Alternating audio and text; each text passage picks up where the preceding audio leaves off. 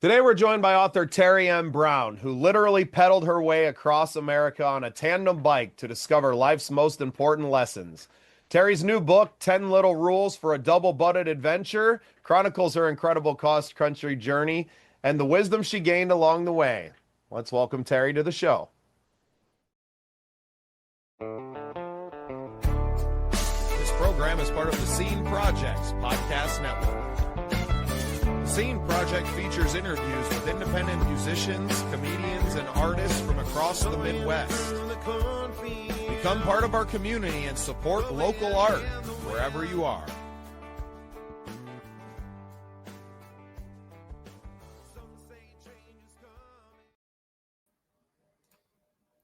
Welcome into another exciting episode of The Scene. I'm your host, Bubba Startz, and with me today is Teri M. Brown. Welcome to the show, Teri. Thank you so much for having me. I'm excited to be here today. Well, this is fantastic. We heard about the book in the intro there. We're going to get into all of that, but I'd love to hear a little bit of your backstory before we get into all that. So the floor is yours. Yeah, so I am an author. I'm also a podcast host. I'm a public speaker, but I didn't start there. I went through my whole life without doing any of those things. I was essentially a mom, which I absolutely loved that job. But I also lived in an emotionally abusive relationship for 14 years. And when I got out of that is when I started writing. But I was still a really not healed person, right? And I needed to do or become something and to believe in myself again. I met Bruce, who became my husband. He had always wanted to ride across the United States on a bicycle. We decided to do it together and on a tandem. And when I finished that ride, I realized I could do anything. It was a matter of what, and that's when I became an author. Oh. So we have Bruce to blame for the double-butted adventure. Well, we say blame, and I am so grateful that I had this opportunity to do something so outside of my comfort zone. When I met Bruce, I hadn't been on a bicycle in 40 years. So when I say that this was outside my comfort zone, I mean way outside, but I needed something big and bold to prove to me that I still had value and worth and that I was a capable person. I thought I needed to prove it to everyone else. Turns out it was me that needed the convincing. But once I went on that ride and realized it, my life completely opened up. And since then, I've now written 5 books. I have a podcast. I'm now co-hosting a second podcast. I'm starting what I'm calling a bite-sized podcast sometime in the next few weeks. And I've started public speaking. So my life has really opened up.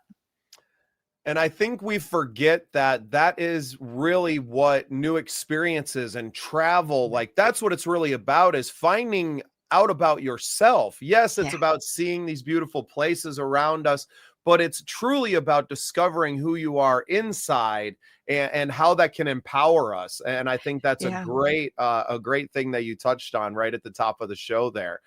So what was the route that you guys took? I'm interested to have you share a little bit about the journey itself. All right. So we started in Astoria, Oregon, right on the coast. We actually dipped our rear tire into the Pacific Ocean because that's, I guess, something that people do when they ride across the United States.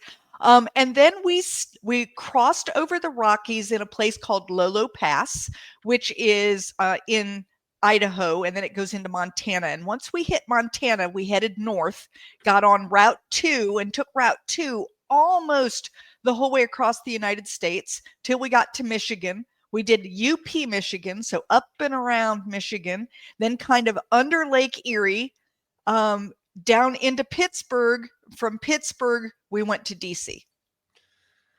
Absolutely beautiful country. So I have been to Astoria. I have been through Lolo Pass. I have been across. Isn't that a beautiful place? Oh, just incredible. I've also done the Snake River Valley, which takes you down into like Clarkston or Lewiston and Clarksville. And that, again, just absolutely beautiful country. You went through where my family actually has in northern Wisconsin. If you went through the UP, did you cut through Wisconsin, like Manitowoc Yes. Waters, Minocqua Yes. area? Yeah, I know that area very well, and just absolutely beautiful parts of the country. The worst part is probably coming across North Dakota, but even there in the summer is absolutely gorgeous in too. the summer it's beautiful. The worst part actually was eastern Montana. Very Only similar because, to North Dakota in that. well, it just never stops. Just goes It's like, forever. how much longer are we going to be here? And there's not, especially as far north as we were in eastern Montana. And we went during COVID. So keep that in mind. There were a lot of small towns that just weren't anymore. So we were going through a lot of what I would consider barren wasteland. And it was really pretty for maybe days 1, 2, potentially 3. But by day 27, you're kind of tired of it all and you want it to be done. So when we got to the sign that said, essentially leaving Montana, I was just, I could have done handstands and cheerleading and everything else. Not because Montana's not beautiful, but on a bicycle, when you're averaging 40 miles a day, it takes forever to get across Montana. Yeah, a map doesn't do it justice No, for it how does large not. it is. And how many miles are you doing a day on the bike?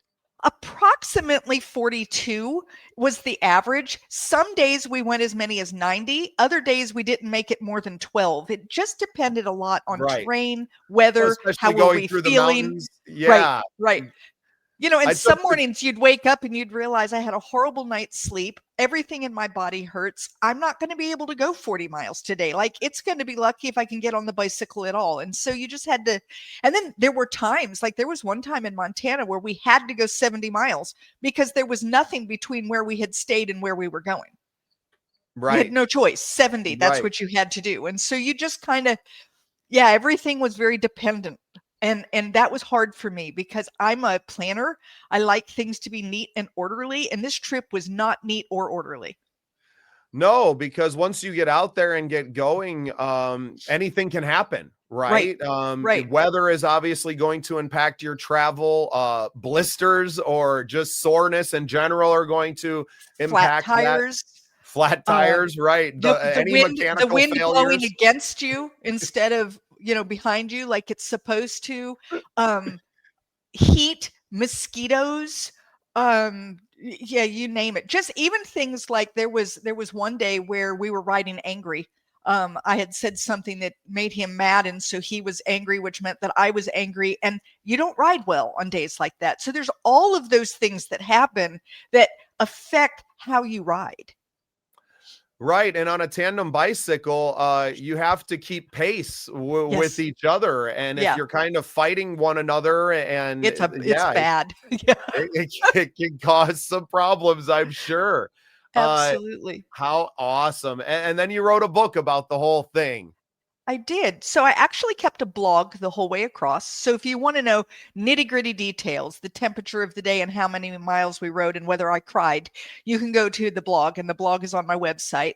But the book that I wrote, as I was looking over the blog when we got home, I realized, oh, wow, I learned this. And oh, look at what I learned here. And it became very apparent that I had learned some really valuable life lessons. And so I compiled those life lessons into this book.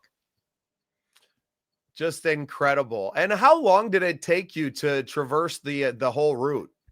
So we rode 72 days, but we were out there for 3.5 months. Wow. Just Yeah. wow. Yeah. And it just, and like you said, during COVID, so the whole So that world is threw kind of another shaken up. another wrench into Right. things because we had thought that we kind of knew how we were going to do it. We were going to camp. We were going to do something called warm showers, which is when people open their homes to cyclists. And we had been doing warm showers in our own homes so that we would have a good rating, so that people would trust us and everything else. And then COVID happened, and there isn't one soul in the world who's going to let you into their home when you've been out traveling. They don't know who you are, and we don't have any way to fix it yet. So everything about what we had planned to do really, really changed because of COVID. And on the other hand, all of my friends were stuck at home wishing they had something to do, and we were out in the world having a blast. So, yes, it changed it, but it was also really good that we had that to do during that period of time. Yeah, I'm just blown away. So many people never do anything like that in their entire lives, anything remotely close to that. Some people have never been on vacation for an entire week and Right. out of their Right. comfort zone. And to go out there for 3.5 months and to ride 72 days is it's commendable. And my goodness, what an adventure that is and was. Any plans to do something that crazy again? Well, the following summer, Bruce and I rode the coast of Maine. We went 300 miles, so much shorter. I'll never do anything 3.5 months again. I have so many interests and so many things that I love to do. And when you're riding like that, that's all you get to do. You just get to ride. There's nothing else. You get up, you get everything packed, you ride, you get off, you eat, you plan for what tomorrow is, you go to bed, you get up, you do it again. And though it was wonderful and I'm so glad I did it, I don't need to do that twice. So we did go up the coast of Maine, which was absolutely beautiful. Unfortunately, my husband developed brain cancer and he passed away in January. So I'm not able to do any more tandem cycling. There is a really cool ride though from the mountains of North Carolina to the coast that he and I had wanted to do. And I may see if I can train on a single bike and do that group ride.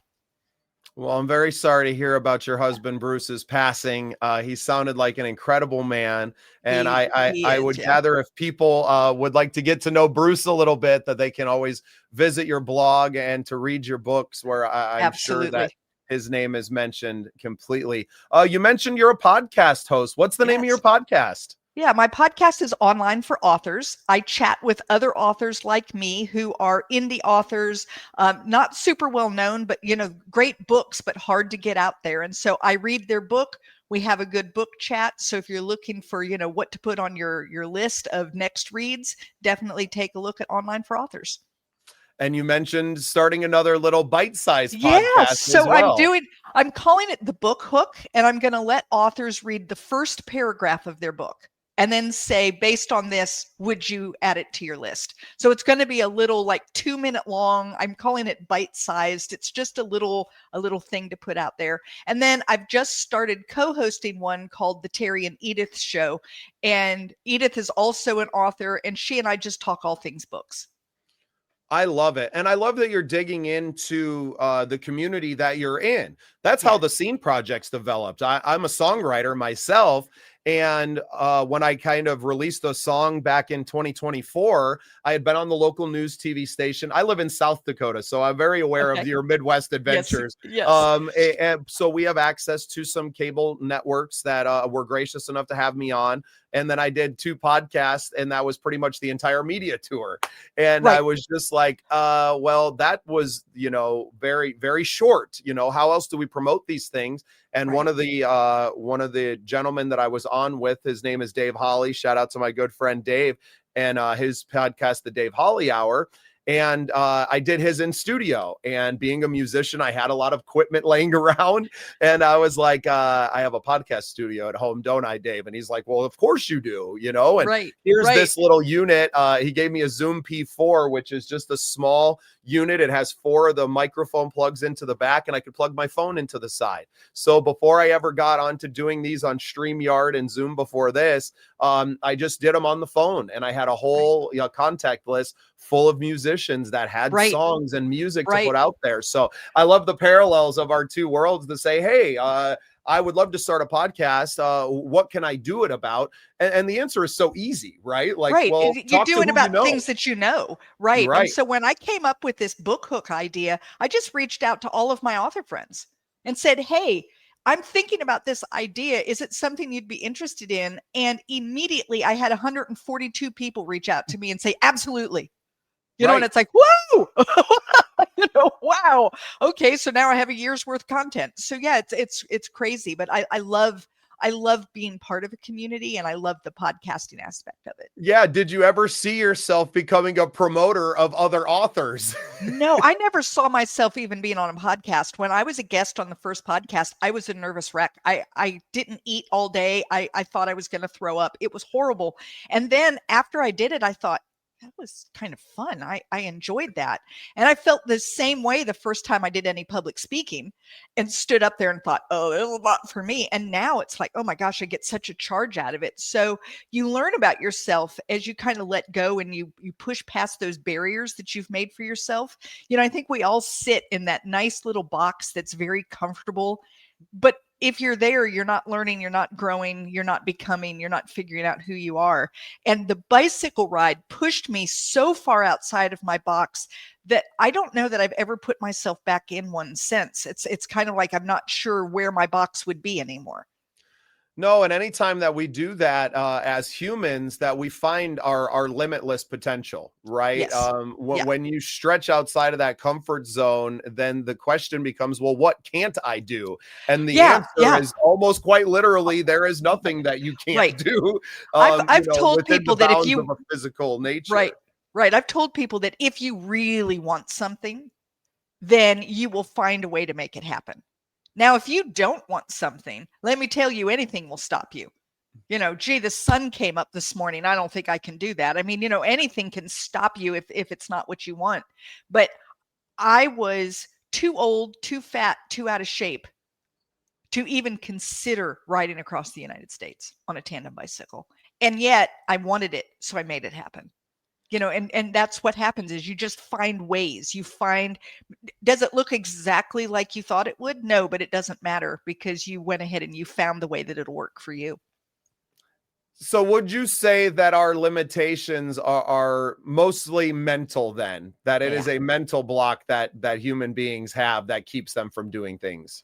I would say it's mostly mental. Every now and then there'll be situational blocks that just keep you from being able to do things. Like I would have never been able to ride across the United States when my children were little. Because I was a stay-at-home mom. How would you leave for 3.5 months? How would you leave your children? So sometimes it's situational, but overall, I think it's a mental block because if it was something that I had wanted to do when my kids were little, I may have even been able to have found a way then. It might have looked very different. It might have been that grandma came along in a car and we met up in the evenings. You know what I'm saying? It could have been something. So you just have to think, you kind of have to think beyond those bounds that we put around ourselves and say, okay, this thing is stopping me. Can I go over it, around it, under it, through it? How do I get past that barrier? Truly, if there is a will, there is a way. Yes, absolutely. Terri, why don't you tell all of our listeners how they can find more about your podcast and your books and to get in touch with you? And I have a few author friends that I'm going to be sending your way as well. Super. Yeah. So the easiest thing is to go to my website, which is my name, TerriMBrown.com. And that's Terri with one R. There you'll be able to find my books, my podcast, my social media links. I have a newsletter. Feel free to sign up for. And I even just have a contact me page if you'd just like to reach out and say hello. Well, fantastic. Terri, I thank you so much for coming on and sharing your story. And thank you for being part of the scene. Thank you for having me.